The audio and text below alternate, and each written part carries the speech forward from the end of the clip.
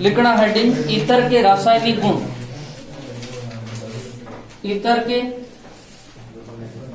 रासायनिक गुण।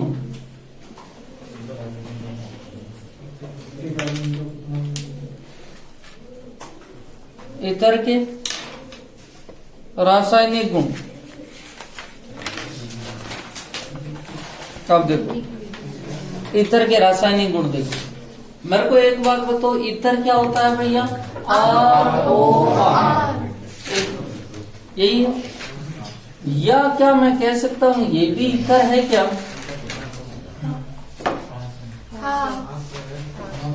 क्या ये भी ईथर है? हाँ। अब देखो ईथर दो प्रकार की अभिक्रियाएं प्रदर्शित करता है। एक प्रकार की अभिक्रिया को कहते हैं इलेक्ट्रॉन सनयी प्रतिस्थापन रिएक्शन, और दूसरी जो रिएक्शन होती है वो कहती है CO बंद विदलन वाली रिएक्शन। आपको कोई कह दे कि दो प्रकार की रिएक्शनें क्यों दर्शाता है, उसका कारण देखना। R का कोई न कोई मान तो होता ही है। आप यदि R का मान ले लेते हैं, आप कहते हैं सर मैं R का मान ले रहा हूं CH3, तो CH3, और इधर भी क्या कर दिया आपने? CH3, और इस R का मान भी आपने ले लिया CH3। ठीक है। अब देखो ये कौन सा बंध है? CO। ये कौन सा बंध है? ये कौन सा बंध है? ठीक है। ये कौन सा बंध है? CO। कौन से बंध है? CO। तो CO बंध विदलन वाली रिएक्शन तो दर्शाएगी ही दर्शाएगी। दूसरा एक और कारण होता है, जब किसी यौगिक में बेंजीन वलय आ जावे तो वह इलेक्ट्रॉन सनयी प्रतिस्थापन रिएक्शन दर्शाएगी, क्योंकि बेंजीन का कैरेक्टरिस्टिक जो है फीचर होता है, ठीक है, इलेक्ट्रॉन सनयी प्रतिस्थापन अभिक्रिया दर्शाना। आप चाहे हेलो एरीन पढ़ेंगे, वहां इलेक्ट्रॉन सनयी प्रतिस्थापन अभिक्रिया दर्शाएगी। फिनोल पटी होगी तो वहां इलेक्ट्रॉन सनयी प्रतिस्थापन रिएक्शन दर्शाई थी। और यहां पर भी बेंजीन वलय है, और बेंजीन वलय का कैरेक्टर है कि वो कौन सी अभिक्रिया दर्शावे? इलेक्ट्रॉन सनयी प्रतिस्थापन अभिक्रिया। और आपको खुद को पता है कि इलेक्ट्रॉन सनयी प्रतिस्थापन अभिक्रियाएं 5 प्रकार की होती है टोटल। एक होती है हेलोजनीकरण, नाइट्रीकरण, सल्फोनीकरण, फिडलक्राफ्ट एल्किलीकरण और फिडलक्राफ्ट एसिलीकरण। कितनी हो गई? 5। ठीक है। तो अब देखो इसमें करेक्टर है। इसने कहा भाई मेरे में बेंजीन है, और बेंजीन है तो मैं कौन सी अभिक्रिया दर्शाऊंगी? इलेक्ट्रॉन सनयी प्रतिस्थापन अभिक्रिया। इस वाले ईथर को कहा भाई आप इलेक्ट्रॉन सनयी प्रतिस्थापन अभिक्रिया दर्शाएंगे। इसने कहा नहीं साहब, अपने तो बेंजीन वाले है ही नहीं, और है नहीं तो अपन इलेक्ट्रॉन सनयी प्रतिस्थापन अभिक्रिया नहीं दर्शाएंगे। केवल ये वाला ईथर इलेक्ट्रॉन सनयी प्रतिस्थापन अभिक्रिया दर्शाएगा, ये वाला नहीं दर्शाएगा, क्योंकि इसमें बेंजीन वाले उपस्थित नहीं है। जिस किसी में भी बेंजीन वाले उपस्थित है वो इलेक्ट्रॉन सनयी प्रतिस्थापन अभिक्रिया दर्शाएगा। आपने कहा सर एनिलीन, जैसे एनिलीन की बात करें कि एनिलीन है सर ये, और एनिलीन का मतलब होता है NH2 समूह जुड़ा हुआ। क्या ये इलेक्ट्रॉन सनयी प्रतिस्थापन अभिक्रिया दर्शाएगा? यस, क्योंकि इसमें क्या उपस्थित है? बेंजीन वाले। और जिस इसमें भी बेंजीन वाले उपस्थित है वह इलेक्ट्रॉन सनयी प्रतिस्थापन अभिक्रिया दर्शाएगा। उसका कैरेक्टर है, ठीक है। कुत्ते का कैरेक्टर है भौंकना मुख, ठीक है। अपना एक मिनट, वो किसी भी पोजीशन में रहे, ठीक है, एक बार अपना कैरेक्टर शो करेगा। उसी प्रकार बेंजीन का कैरेक्टर है कि ये इलेक्ट्रॉन सनयी प्रतिस्थापन रिएक्शन दर्शाएगी, तो वो दर्शाएगी। ठीक है। तो अब देखो, हाँ एक, तो अपने को ईथर के रासायनिक गुण में लिखना है कि ईथर 2 प्रकार की रासायनिक अभिक्रिया प्रदर्शित करता है। पहली कौन सी है? इलेक्ट्रॉन सनयी प्रतिस्थापन, और दूसरी कौन सी है? CO बंध। लिखो हेडिंग।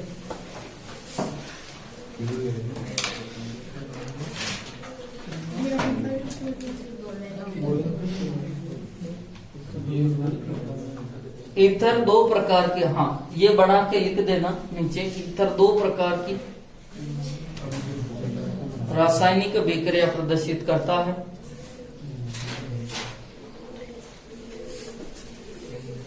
ईथर दो प्रकार की रासायनिक अभिक्रिया प्रदर्शित करता है।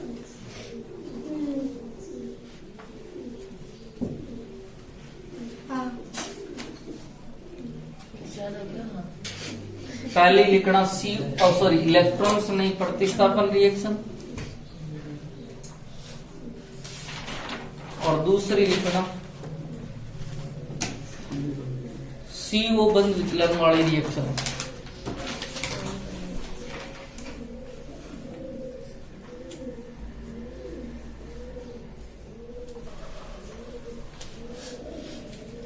लिख दिया। अब हेडिंग क्या डालेंगे? पहली इलेक्ट्रॉन से नहीं प्रतिस्थापन रिएक्शन।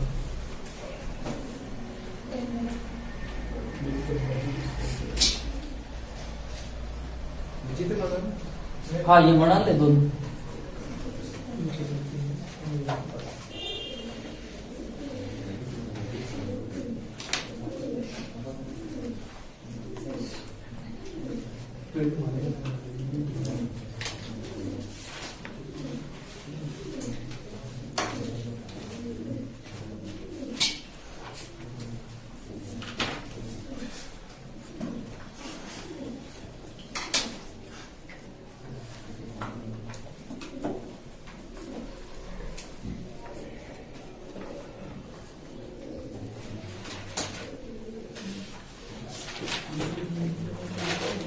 लिख लिया।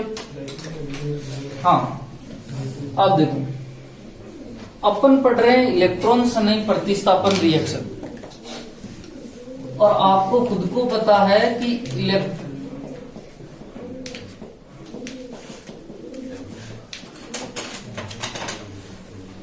ये वाला जो ईथर है ये इलेक्ट्रॉन से नहीं प्रतिस्थापन अभिक्रिया दर्शाएगा। मुझे आप बताओ कि ये OR जो समूह जुड़ा हुआ है, एक मिनट एक पॉइंट विशेष ध्यान रखना। जब भी बेंजीन पे OR अर्थात OCH3 समूह जुड़ा हो, एक मिनट, तो इस समूह को कहा जाता है एनिसोल। क्या कहा जाता है? एनिसोल। और जब भी बेंजीन वाले पे केवल CH3 समूह जुड़ा हो तो उसका नाम क्या आता है? टॉलूइन। क्या कहा जाता है? टॉलूइन। और बेंजीन पे NH2 समूह जुड़ जावे तो एनिलीन। ये तो आपको सबको पता है ना, ठीक है। बेंजीन पे NH2 समूह जुड़ जावे तो नाम क्या आता है? एनिलीन। ये तीन शब्द ध्यान रखना। अब देखो, इस बेंजीन वाले पे OR समूह जुड़ा हुआ है और बेंजीन वाले से सीधे जुड़े परमाणु ऑक्सीजन पे लोन पेयर है, तो ये +R दर्शाएगा तो -R दर्शाएगा? +R। कौन सा प्रभाव दर्शाएगा? +R। अरे भाई समझ में आया ना? क्योंकि बेंजीन वाले से सीधा जुड़ा समूह है ऑक्सीजन, और ऑक्सीजन पे कितने लोन पेयर है? 2। अपन ने कहा था +R और -R देखने का सीधा तरीका है कि बेंजीन वाले से सीधे जुड़े समूह पर यदि लोन पेयर है तो +R है, और लोन पेयर नहीं है तो -R। ठीक है सर, ये +R समूह दर्शाता, +R प्रभाव दर्शाता है। और +R प्रभाव दर्शाता तो बेंजीन वाले की ऑर्थो और पैरा स्थितियों पे कौन सा चार्ज आ जाता है? Negative charge. और नेगेटिव चार्ज आने का मतलब है कि इसकी ऑर्थो और पैरा स्थितियों पर इलेक्ट्रॉन घनत्व क्या हो जाता है? बढ़ जाता है। अतः आने वाला इलेक्ट्रॉन नहीं कहाँ पे अटैक करता है? ऑर्थो और पैरा स्थिति। और इसीलिए ईथर इलेक्ट्रॉन से नहीं प्रतिस्थापन अभिक्रिया ऑर्थो तथा पैरा समूह उत्पाद बनाएगा। ये इलेक्ट्रॉन से नहीं जो है वो ऑर्थो और पैरा पे अटैक करेंगे और यहां से हाइड्रोजन को प्रतिस्थापन करके ऑर्थो तथा पैरा उत्पाद का निर्माण करते हैं। जैसे फिनॉल में भी ऐसे ही था कि फिनॉल में भी OH समूह जुड़ा हुआ था और ऑक्सीजन पे लोन पेयर उपस्थित थे, जिसके कारण ये +R प्रभाव दर्शाता था। और +R प्रभाव दर्शाता है तो इसकी ऑर्थो और पैरा स्थितियों पे इलेक्ट्रॉन घनत्व क्या हो जाता है? बढ़ जाता है। और इसीलिए आने वाला इलेक्ट्रॉन स्नेही कहाँ अटैक करता है, ऑर्थो तथा पैरा। और उत्पाद कौन सा बनेगा, ऑर्थो तथा पैरा उत्पाद का निर्माण होता। समझ में आ रहा ना, तो लिखो ईथर में बेंजीन वाले पर, ईथर में बेंजीन वाले पर OR समूह जुड़ा होता है, OR समूह जुड़ा होता है जो प्लस R प्रभाव दर्शाता है, जो प्लस R प्रभाव दर्शाता है, जिसके कारण बेंजीन वलय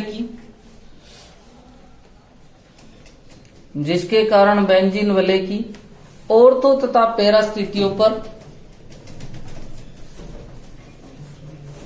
जिसके कारण बेंजीन वलय की ऑर्थो तथा पैरा स्थितियों पर इलेक्ट्रॉन घनत्व बढ़ जाता है, इलेक्ट्रॉन घनत्व बढ़ जाता है और आने वाला इलेक्ट्रॉन स्नेही, आने वाला इलेक्ट्रॉन स्नेही ऑर्थो तथा पैरा स्थिति पर अटैक करता है। आने वाला इलेक्ट्रॉन स्नेही ऑर्थो तथा पैरा स्थिति पर आक्रमण करता है, ऑर्थो तथा पैरा स्थिति पर आक्रमण करता है तथा ऑर्थो तथा पैरा उत्पाद का निर्माण करता है, ऑर्थो तथा पैरा उत्पाद का निर्माण करता है। ओके भाई, एक काम आपको ये करना है, नीचे जगह छोड़ देना, इसकी अनुनादी संरचना बनानी आपको।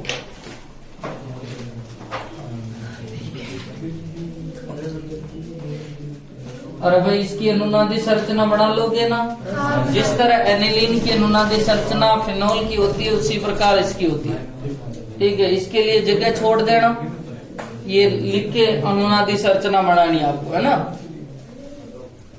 हाँ, दूसरी बात है, इन तीनों को आप ऊपर ही ऊपर उतार लो अपनी कॉपी के, कि किसको क्या कर दे। जब बेंजीन पे OCH3 जुड़ा होता है, एनिसोल कहा जाता है।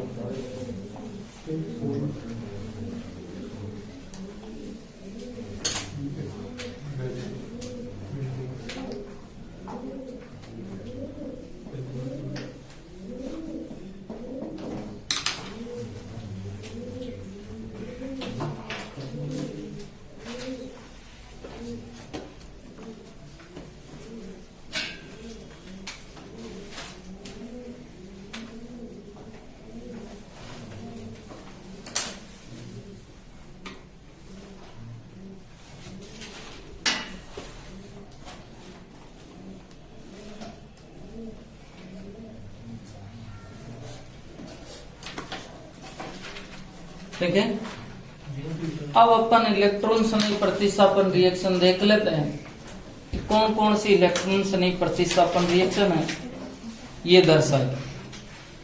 ठीक है, टोटल इलेक्ट्रॉन स्नेही प्रतिस्थापन रिएक्शन कितनी होती है? 5, और ये दर्शाता है 4, सल्फोनीकरण नहीं दर्शाता। अब देखो इधर, पहली जो इलेक्ट्रॉन स्नेही प्रतिस्थापन रिएक्शन है उसका नाम है हैलोजनीकरण। कौन सी रिएक्शन है? हैलोजनीकरण या ब्रोमोनीकरण।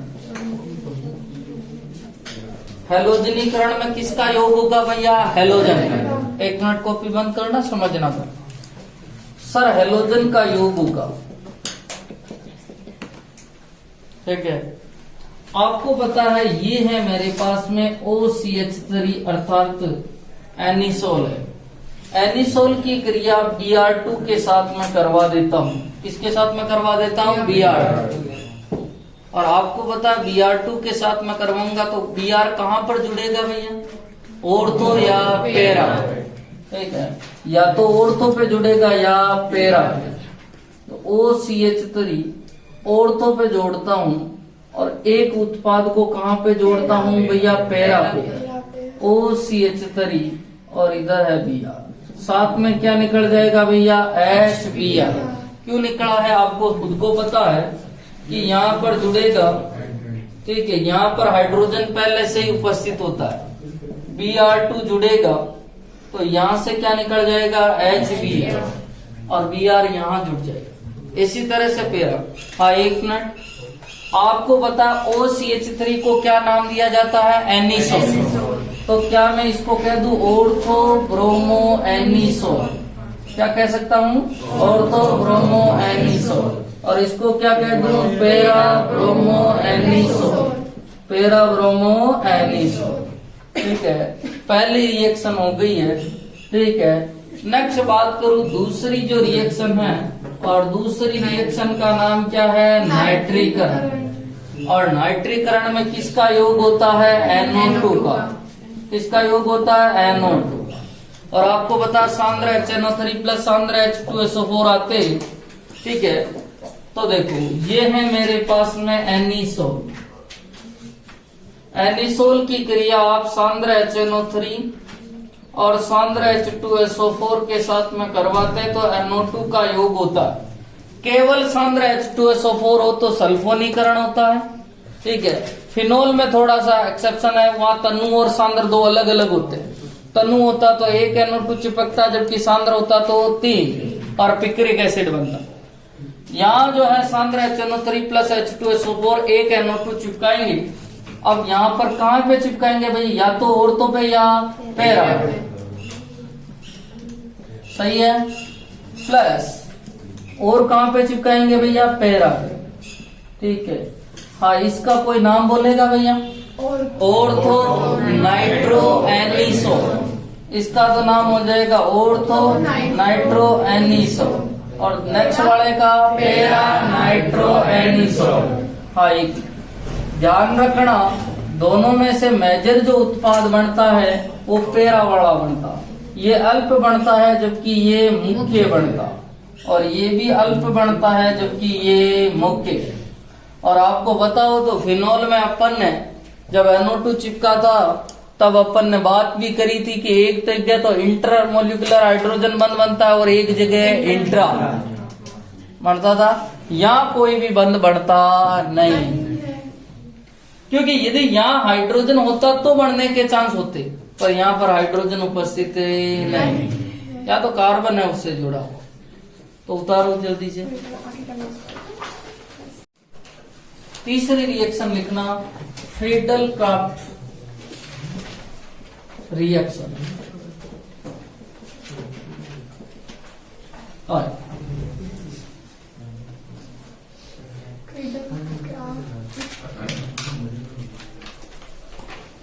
इधर देखना, एक शब्द आता है CH3 C double bond O। इस शब्द को कहा जाता है एसिटिल समूह। क्या कहा जाता है, एसिटिल। जैसे Cl जुड़ गया इसके साथ में तो एसिटिल क्लोराइड हो जाएगा, Br जुड़ गया तो एसिटिल ब्रोमाइड हो जाएगा। और एक शब्द होता है RC डबल बॉन्ड O, ठीक है। अर्थात इसमें और इसमें फर्क क्या है, R का मान क्या है, CH3, और इसको कहा जाता है एसिल समूह। क्या कहा जाता है, एसिल।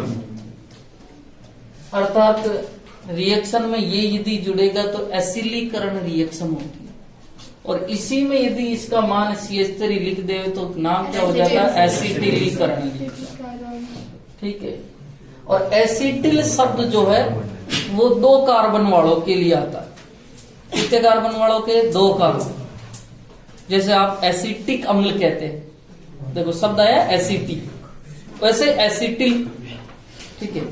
यहां पर जो मैं पहली जो रिएक्शन लिख रहा हूं इसके 2 प्रकार है। एक का नाम है फ्रीडल क्राफ्ट एल्किलीकरण, और एक का नाम है फ्रीडल-क्राफ्ट एसिटिलीकरण। दूसरी जो रिएक्शन है उसका नाम है फ्रीडल-क्राफ्ट एसिटिलीकरण। सुनना, जब मेरे को शब्द दिया है एल्किलीकरण, मतलब एल्किल समूह का योग होगा। किसका योग होगा? एल्किल समूह। अर्थात मैं कह दूं आर का योग होगा। किसका योग होगा भैया? आर का। और जब मुझे एसिटिलीकरण दिया है, मतलब मैं कह सकता हूं sir CH3 double bond O समूह का योग होगा। अरे समझ में आई ना? हाँ सर। अब देखो, जैसे मैं इस रिएक्शन में OCH3 Ne16 इसकी रिएक्शन RCl से करवा दूं। किससे करवा दूं भैया? RCl। ठीक है, निर्जल AlCl3 की उपस्थिति में करवा दूं या CH2 की उपस्थिति। आपको पता है यहां पर भी क्या उपस्थित है? हाइड्रोजन। यहां से क्या निकल जाएगा? HCl। तो यहां पर क्या बनेगा उत्पाद? OCH3। यहां पर क्या जुड़ जाएगा? R। सर ऐसे के ऐसे ही हाइड्रोजन यहां से भी निकल सकता है पैरा से। ठीक है, तो यहां से OCH3 और यहां से क्या निकल R। आप एक मिनट, शब्द अपन ने लिया है एल्किलीकरण। एल्किल का योग हुआ कि नहीं हुआ भैया? दोनों जगह। आप कहते हो सर मैं इसकी जगह उत्पाद जो लेना, सॉरी OCH3 की क्रिया में CH3Cl से करवाना चाहता हूँ। किससे करवाना चाहता हूँ? CH3Cl। तो आप मुझे बताएंगे क्या चिपकेगा यहाँ पर? CH3Cl। और उत्पाद में क्या निकलेगा आपके? HCl। क्या निकलेगा? HCl। तो आपके पास में उत्पाद यहां CH3 चिपकेगा और यहां पर भी क्या चिपकेगा? CH3। ये तो अल्प बढ़ेगा, जबकि ये क्या बनेगा? मुख्य। ठीक है, दूसरी अभिक्रिया देखना।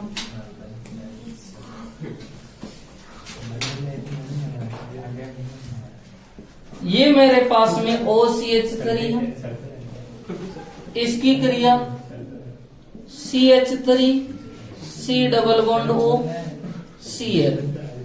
मैंने इसी को उल्टा किया। इसका नाम होता है एसिटिल क्लोराइड। क्या नाम होता है? Acetyl chloride. क्योंकि इसके आगे मैंने क्या जोड़ा है? Cl। तो नाम क्या हो गया? Acetyl chloride. किसकी उपस्थिति में रिएक्शन कराऊंगा?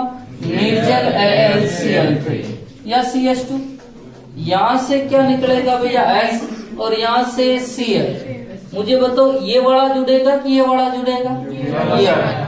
तो आपको उत्पाद जो प्राप्त होगा OCH3 C double bond OCH3 plus, ठीक है, आपके अब की बार कौन सी पोजीशन में?